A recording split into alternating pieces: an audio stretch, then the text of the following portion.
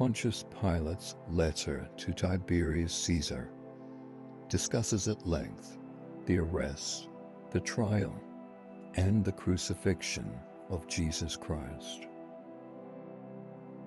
On my arrival at Jerusalem, I took possession of the Praetorium. Among the various rumors at the time that came to my ears, there was one in particular that attracted my attention. A young man, it was said, appeared in Galilee, preaching with a noble unction, a new law in the name of God who had sent him.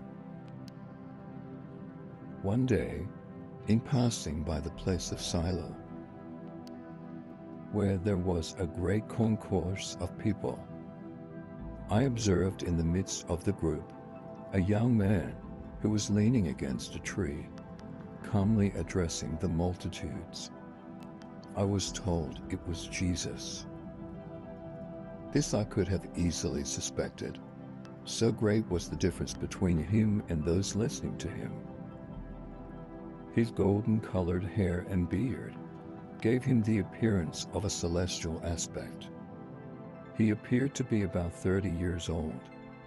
Never have I seen a sweeter or more serene countenance.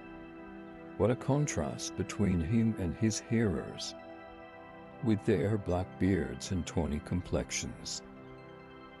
Complaints were made daily at the Praetorium against the insolence of Jesus. I was even informed that some misfortune would befall him, that it would not be the first time that Jerusalem had stoned those who called themselves prophets. I rode to Jesus, requesting an interview with him at the Praetorium. He came. You know that in my veins flows the Spanish mixed with Roman blood, as incapable of fear as it is of weak emotion. But when Jesus made his appearance, I was walking in my basilica, and my feet seemed fastened with an iron hand to the marble pavement, and I trembled in every limb as does a guilty culprit, though Jesus was as calm as innocence itself. When he came up to me, he stopped, and by a signal sign he seemed to say to me, I am here. Though he spoke not a word, there was nothing about him that was repelling in his character.